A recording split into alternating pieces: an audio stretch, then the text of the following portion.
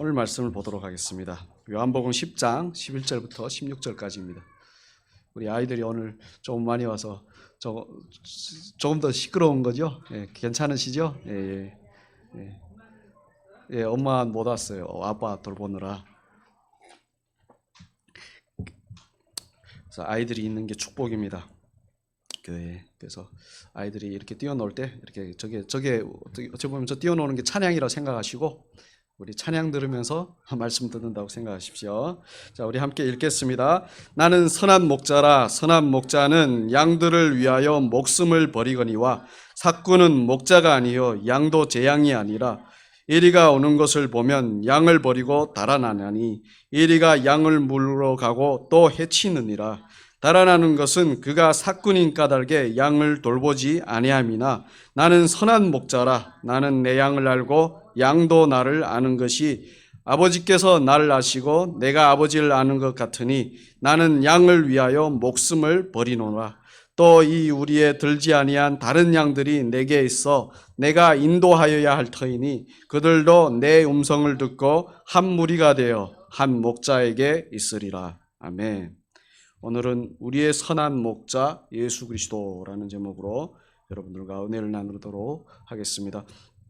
북한에 있을 때요, 저희 어머니가 탈북하신 줄을 제가 모르고요, 중국을 가셨다는 걸 모르고 제가 어머니를 찾아 북한 전역을 돌아다닌 적이 있습니다. 그때 14살이었는데요, 근데 겨울이었습니다. 북한의 청진에 있는 수성이라는 역에서 해령으로 가는 기차를 기다린 적이 있는데요, 지금도 그렇지만 당시 북한은 객차를 운영할 여력이 없다 보니까 사람들은 대부분 화물 열차를 이용을 하고 다녔습니다. 그런데 화물 기차도 자주 있는 것이 아니었어요. 정전 때문에 늘 연착이 됩니다. 수성역에서 정전 때문에 출발하지 못하는 기차의 화물차에서 거의 하루 넘게 있었어요, 겨울에. 그런데 문제는 제가 이미 몇 끼를 아무것도 먹지 못한 상태였습니다. 그리고 날씨는 엄동설한 겨울이어서 너무 추웠어요. 사람이 배고프면요 더 추워요. 그걸 아실 겁니다. 두꺼운 겉옷은 며칠 전에 팔아서 옥수수 떡을 사 먹다 보니 입었던 옷은 얇은 겉옷뿐이었습니다. 낮에는 그래도 버틸만 했는데 밤에는 기온이 뚝 떨어져서 정말 추웠습니다. 제 입에서 저도 모르게 치아가 부딪히는 소리와 엉엉 우는 소리가 나왔죠. 화물 차량에서 내리자니 바깥은 바람이 불어 더 추웠습니다. 그렇게 추위 속에서 울고 있는데 한 할머니가 차량으로 뛰어들어오셨어요. 그러면서 저를 쭈그려 앉아서 떨고 있는 저를 일으켜 세우시더니 저를 보고 밖으로 나가자고 하시더니, 그리고 저를 기차역 역두 사무실로 데려가는 겁니다. 솔직히 북한에는요, 일반 사람이 기차역 역두 사무실로 들어갈 수 없어요. 못 들어오게 합니다. 그런데 할머니가 기차역에 들어가서 그 안에 있는 사람들에게 우리 들어와도 되냐고 하니까 그 사람들이 들어오시라고 그러셔 우리를 난로 있는 데로 인도하는 겁니다. 그런데 난로 옆에 이렇게 앉아 있는데 할머니가 너 배고프지 하면서 배낭에서 꺼내셨는데 북한에서 속도전 가루라고 있어요. 근데 떡이 아니고요, 물에다가 버무린 거, 그거를 꺼내서 주시는 거예요. 근데 얼마 안 되는 양이었습니다. 그런데 그걸 저한테 먹으라고 주셨어요. 저는 며칠을 굶다 보니까 개눈 감추듯이 그걸 먹어버렸죠. 그리고 몸을 푹 녹인 후 시간이 흘러 화물 열차가 떠난다는 소리를 듣고 밖으로 나갔는데 할머니가 안 보여요. 할머니가 따라 안 나오셨어요. 다시 들어가 봤는데 할머니 거기도 안 계시고. 정말 감사했어요. 근데 문제는 제가 감사하다는 인사를 제대로 못 드리고 그 할머니와 헤어졌다는 겁니다. 자, 여러분, 이 할머니는 어떤 사람일까요? 선한 사람일까요? 악한 사람일까요? 저에게는요, 평생 잊지 못할 선한 사람. 그 할머니 때문에 제가 살았어요. 그 할머니가 아니었으면 저는 그때 죽었습니다. 저에게 그분은 평생 잊지 못할 천사와 같은 선한 사람입니다. 자, 그런데 저한테는 그 할머니가 선한 사람이에요. 이런 이야기를 모르는 사람들, 그 할머니를 그냥 일반 할머니로 보는 사람들은 그 할머니를 선한 사람이라고 인지할까요? 모르죠. 그 할머니에 대해서 모르면 선한 사람이라고 그냥 할머니인 줄 알아요. 제가 그 할머니가 선한 일을 저에게 베푸신 걸 통해서 그 할머니가 선한 것을 알게 되었죠. 이 세상에는 선과 악이 존재합니다. 그래서 선한 것과 악한 것이 있죠. 우리는 대체로 선한 것을 좋아한다고 합니다. 정상적인 정신적으로 문제가 있지 않고서는 악한 것을 좋다고 하는 사람은 거의 없어요. 그렇죠? 그래서 우리는 선한 사람을 만나고 또한 스스로 선한 사람이 되길 바랍니다. 잘 안 돼서 그렇지 사실 사람은 선한 사람이 되기를 바라요. 사람이 인정받고 칭찬받고 싶어하는 욕구가 바로 사람이 선한 사람이 되고 싶어하는 그 욕구입니다. 이 욕구는 아이부터 늙은이까지 모두에게 있습니다. 예를 들어 4살 먹은 저희 아이가 왜 예배 전에 돌아다니면서, 요즘은 안 하는데 예전에 초독약을 저희한테 준 줄 압니까? 뭐죠? 칭찬받고 싶어서. 그 아이에게도 선한 사람이 되고 싶어하는 욕구가 있는 거예요. 그런데 인정받고 칭찬받으면 선한 것일까요? 예를 들어 수많은 사람이 죽는 것을 뻔히 알면서도 지금 우크라이나와 전쟁을 일으킨 러시아 푸틴은 사실 많은 러시아 사람들의 지지와 인정과 칭찬을 받는 사람이에요. 그렇다고 그가 선한 사람인가요? 아니죠. 많은 사람들의 생명을 앗아가는데 어떻게 선하다고 말할 수 있습니까? 그렇잖아요. 뻔히 알면서도 그 전쟁을 일으키고. 생명은 아랑곳하지 않아요. 자기 이익을 위해서. 그러니 인정받고 칭찬받는다고 다 선한 것이 아닙니다. 자기는 선하고 적들은 악하다라고 우길 수 있지만 선한 것이 아니에요. 자, 그렇다면 우리가 정의하는 선하다는 기준은 과연 무엇일까요? 사람은 자기중심적이기 때문에 자기에게 좋은 것을 선하다고 합니다. 저를 예로 들면 제 딸이 가장 천사 같을 때가 언제인지 아십니까? 바로 잘 때입니다. 제가 편하니까 그렇게 보이는 거예요. 악인도 자기가 사랑하는 자녀에게는 뭐죠? 선한 부모예요. 이렇게 각자가 정의하는 선하다는 기준은 각자에게 좋을 대로입니다. 그냥 각자가 좋을 대로 선하다. 그러나 우리는 공적으로 선하다고 하는 것을, 선하다는 그 의미가 있죠. 공적으로 우리 모두가 동의하는 것. 그게 뭐죠? 대체로 도덕적으로 선한 것을 말하죠. 자기 이익이 아닌 타인을 존중하고 배려하는 것을 선하다고. 그래서 타인을 존중하고 배려하는 사람을 우리는 선한 사람이라고 부르기도 합니다. 자, 그렇다면 우리는 어떤 사람인가요? 선한 사람인가요? 우리는 늘 우리의 이익을 내려놓고 타인을 존중하고 배려하는 선한 사람인가요? 이렇게 질문하니까 어떤 분이 노력 중입니다 라고 하시더라고요. 노력하신다니 정말 잘하고 있는 겁니다. 우리는 노력해야 합니다. 그런데요, 노력 중이라면 아직은 선한 사람이 아니라는 거죠. 그렇죠?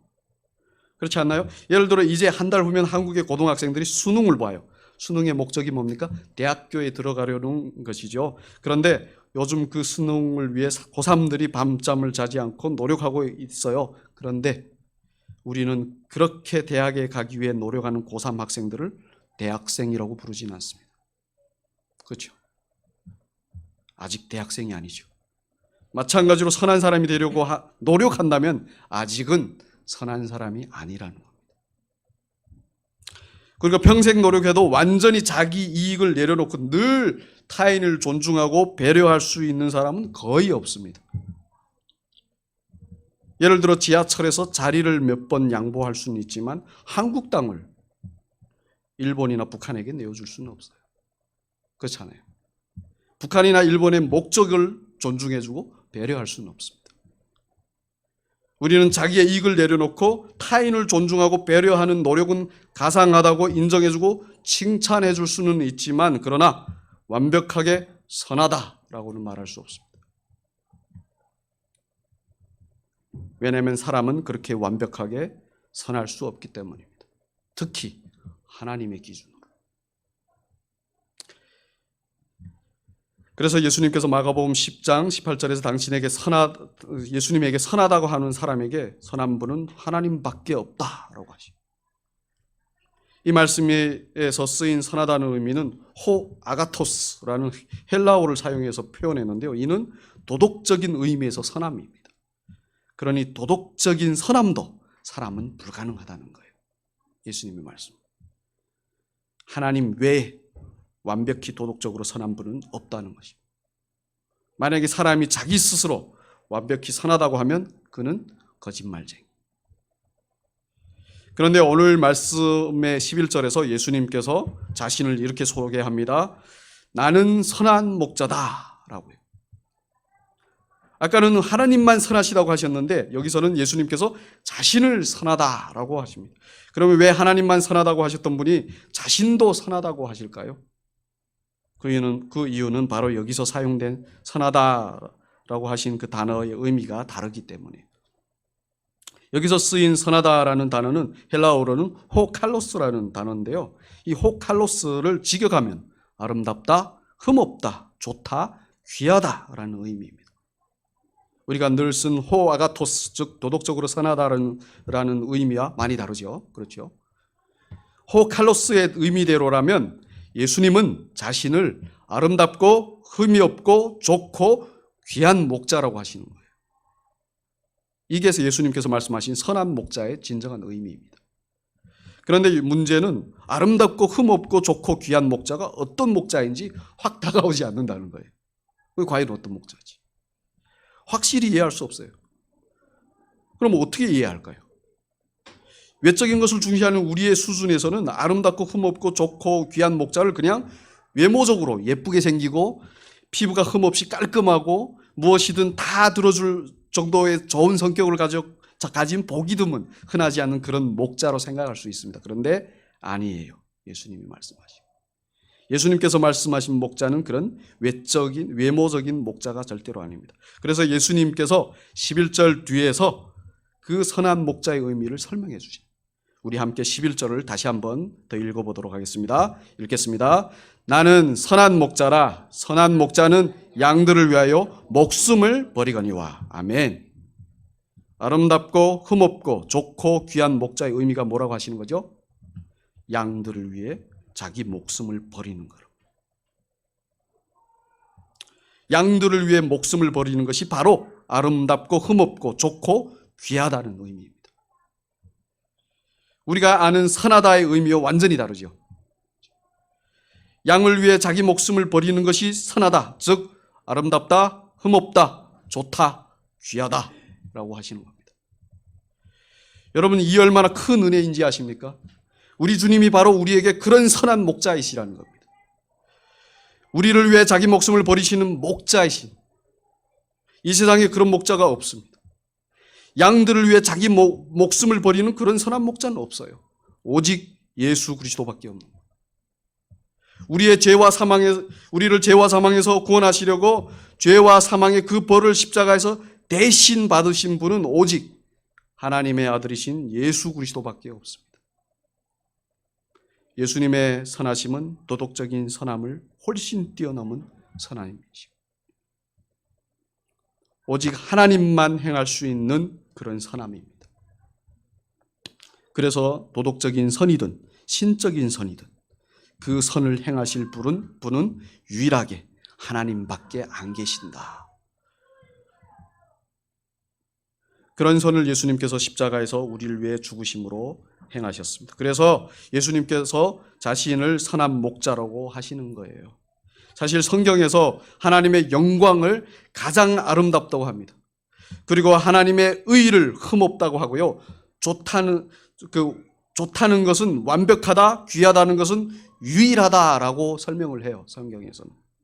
그래서 예수 그리스도가 우리를 위해 자신의 목숨을 버리시고 지신 십자가를 통해 우리는 그 아름다운 하나님의 영광을 볼 수 있는 겁니다. 그리고 흠이 없는 하나님의 의와 완벽한 하나님의 좋으심과 유일한 하나님의 그 귀하심을 볼 수 있는 거예요. 십자가가, 예수님의 그 십자가가 우리에게 그걸 보여주신 거예요. 그래서 예수님께서 자신을 선한 목자라 하고 하신 거예요. 호칼로스. 그러니 아무나 선한 목자가 될 수 없습니다. 오직 예수님만, 예수 그리스도만 선한 목자가 되십니다. 반면에 오늘 12절 말씀에 나오는 삭구는 어떤 목자인가요? 우리 함께 2절부터 3절까지 읽도록 하겠습니다. 삭구는 목자가 아니요 양도 제양이 아니라 이리가 오는 것을 보면 양을 버리고 달아나나니 이리가 양을 물러 가고 또 해치느니라. 삭구는 목자가 뭐죠? 아니라고 하시는 거예요. 왜냐하면 말씀 그대로 사꾼은 돈 받고 일하는 사람입니다. 모르는 사람이 보기에는 목자같이 보여도 사꾼은 자기의 유익을 위해 양을 치는 사람들이에요. 양은 자기의 양이 아니죠. 그렇죠. 양은 그저 자기의 이익을 채우기 위한 수단일 뿐입니다. 그래서 일단 어려움이 오면 쉽게 양들을 버리고 달아납니다. 사꾼은 양을 돌보지 않습니다. 예수님께서 말씀하시는 사꾼은 바로 당시의 유대교의 지도자들입니다. 그들은 자기들을 유대인들의 신앙의 지도자라고 여겼습니다. 그러나 사실은 자기들의 명예나 성공이나 기득권 같은 이익을 위해 지도자가 된 사람들입니다. 말로는 사람들을 위한다고 하지만 실제로는 사람들을 이용하는 거죠. 이런 자들을 예수님께서 사꾼이라고 하십니다. 사꾼은 유대 지도자들에게만 말씀하신 것이 아닙니다. 사꾼은 요즘 시대에 저와 같은 목사들에게도 해당되는 말씀입니다. 제가 CTS 기독교 TV에서 근무한 적이 있습니다. 어느 날 한 유명한 목사님이, 저희 CTS TV는 늘 돈이 부족해요. 그러다 보니까 돈을 제대로 못 드리고 그분 유명한 목사님의 말씀 강의를 그냥 송출했던가 봅니다. 그랬더니 목사님이 자기 저작권이 걸린다고 항의해 왔어요. 여러분들이 잘 아는 유명한 목사님, 재밌고. 근데 그 얘기를 듣는 순간 옆에 있던 어떤 분이 그래도 저 양반 저 완전 사꾼이네.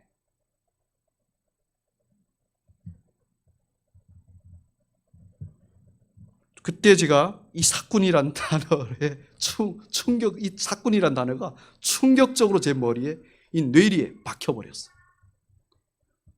그러면서 그분이 저한테 그러더라고요. 저 목사님은 하나님께 저작권을 드리나요? 말씀은 원래 하나님 것인데 그러면 그 목사님은 하나님께 저작권을 드리고 그 말씀을 사용하는 거냐라고 저한테 질문하는 거죠. 정말 충격적인 질문. 왜냐하면 제가 단 한 번도 그런 생각을 해본 적이 없기 때문에. 사실 목사는 하나님께서 그저 주신 말씀을 그저 다른 사람들에게 전해주는 것이 본분이에요. 그런데 그 말씀에 대한 저작권을 요구한다면 이거는 진짜 사꾼 맞죠. 하나님의 말씀과 하나님의 성도들을 위하여 성도들을 이용하여 자기의 이익을 챙기려는 사꾼이든가 아니면 하나님이 주시지 않은 것을 전하는 이단이든가 둘 중에 하나입니다. 영혼을 살리기 위해 말씀을 전하는 것이 아니라 말로는 다들 그래요. 자기의 명예와 성공과 이익을 챙기려는 사꾼인 거예요.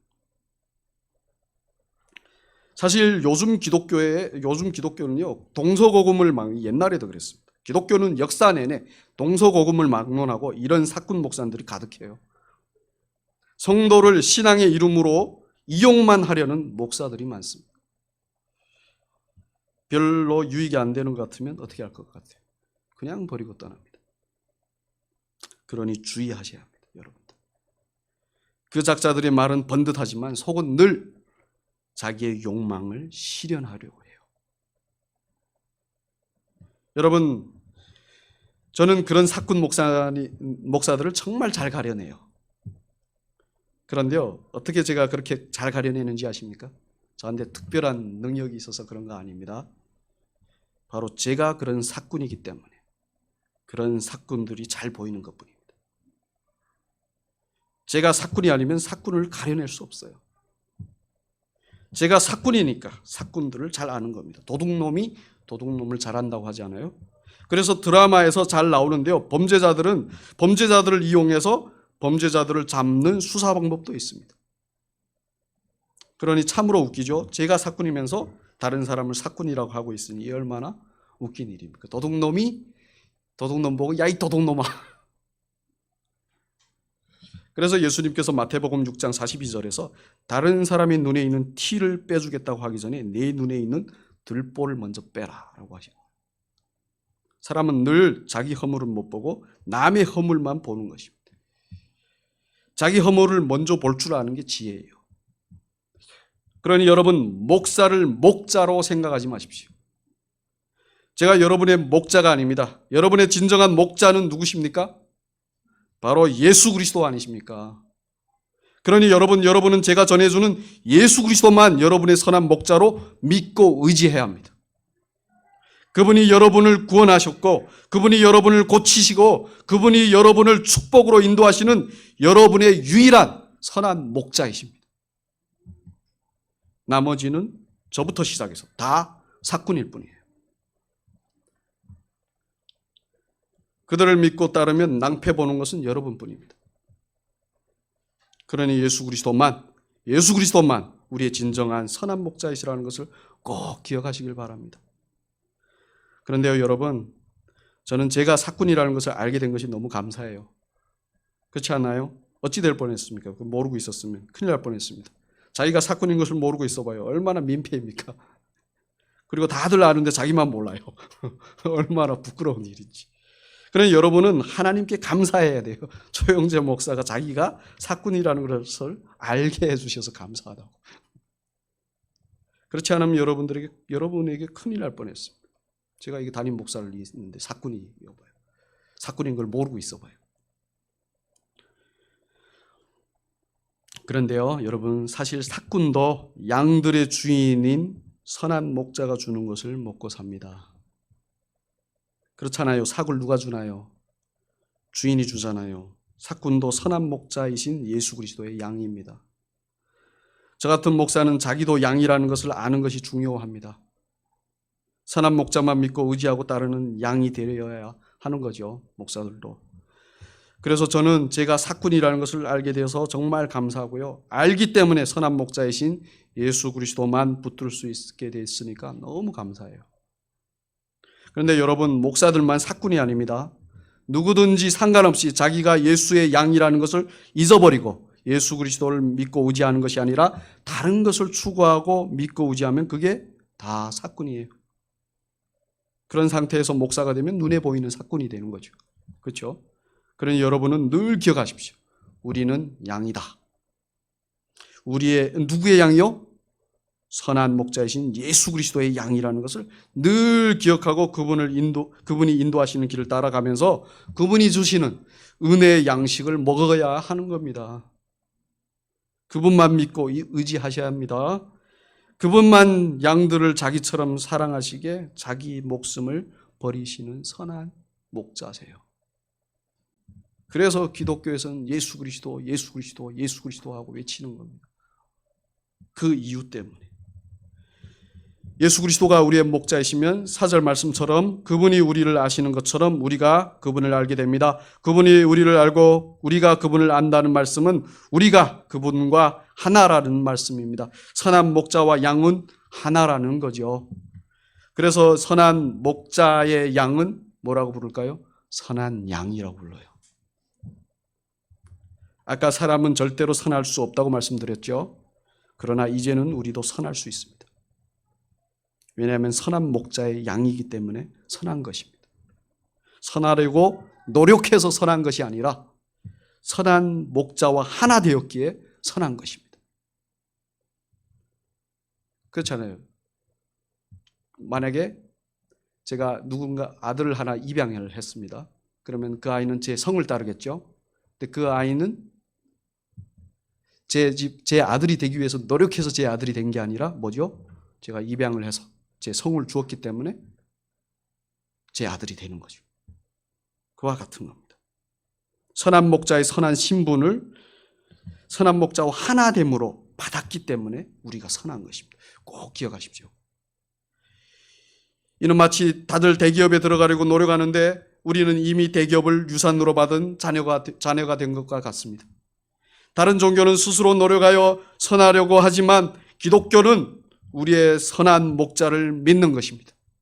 그렇게 선하신 하나님의 자녀가 되었다는 것을 기억하는 것이 바로 기독교.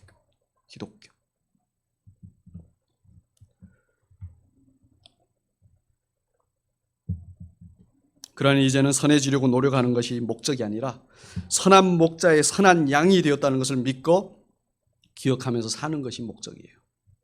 여러분 잘 기억하십시오. 선하신 하나님 아버지의 선한 자녀들이 되었다는 것을 굳게 믿고 기억함으로 사는 거예요. 신앙생활이 이게 신앙생활입니다. 물론 선하지 않은 우리의 실제 모습을 우리는 다 압니다. 그래서 스스로 나는 선하지 않다고 얘기할 수 있어요. 그러나 그럼에도 불구하고 하나님께서 우리를 선한 자녀로 삼아주셨다는 것을 꼭 믿으셔야 돼요.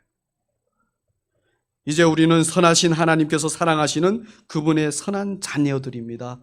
선한 자녀로 선한 자녀답게 사는 것이 바로 우리의 인생이에요. 오늘 설교를 한 번에 이해할 수 있는 이야기를 해드리겠습니다. 옛날에 어떤 사람이 예루살렘에서 여리고로 내려가는 길에 강도를 만났습니다. 강도들은 그 사람의 옷을 빼앗았습니다. 그 옷까지 빼앗은 거죠. 그리고 때려서 거의 죽은 것을 버리고 갔어요. 때마침 당시 유대교의 어르신이라고 불리는 한 제사장이, 자기 유대교의 지도자라고 부르는 한 제사장이, 요즘으로 말하면 목사죠. 그 길로 가다가 강도 맞은 그 사람을 보게 되었습니다. 그런데 제사장은 그 죽어가는 사람을 피해서 지나갑니다. 목사인 제가 만약에 여러분이 길가에 쓰러졌는데 피해서 지나간다면 여러분들 어떻게 생각해요? 저런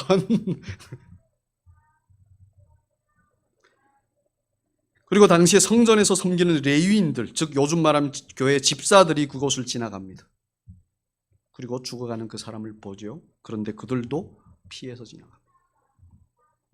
아니, 사람을 하나님에게로 인도하고 섬기는 사람들이 왜 죽어가는 사람을 도와주지 않고 그냥 버리고 갔을까요? 그 이유는 당시 죽은 사람의 시체를 만지면 부정탄다고 여겨서 자기들이 부정탈까 봐 쓰러진 그 사람을 피해간 것입니다.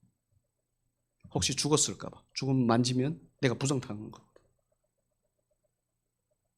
유익이 될 때는 자기가 그를 하나님께로 인도하는 목자라고 하지만 자기들에게 불이익을 줄 것 같으면 거들떠도 안 보고 버리고 가는 겁니다. 그런데요, 당시에 그 유대교, 그 지도자들로부터 무시당하던 어떤 사마리아 사람은 달랐어요.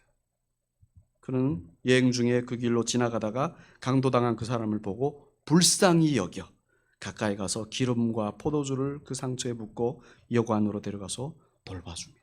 지극정성으로. 여기까지만 해도 정말 감사한데 이튿날 자기가 가야 할 길을 가야 되니 주인에게 돈을 넉넉히 주면서 그 사람을 잘 돌봐주라고 부탁을 해요. 그리고 만약에 비용이 더 들면 자기가 돌아올 때 다 갚아주겠다고 얘기를 합니다. 정말 대단하죠. 이 사마리아 사람은 강도 맞은 그 사람을 불쌍히 여겨 구원해주고 치료해주고 끝까지 책임져주는 사람이었어요. 사마리아 사람이 그 사람에게 바란 것은 있나요, 없나요? 단 하나도 없습니다. 아무것도 없어요. 오히려 자기 것을 희생하여 그 사람을 살립니다. 그 선한 사마리아인은 우리 예수 그리스도를 비유한 사람입니다. 그리고 그 강도 맞은 사람은 우리를 비유한 거예요. 우리 인생을 보면 우리가 그렇게 강도 맞은 사람 같아요.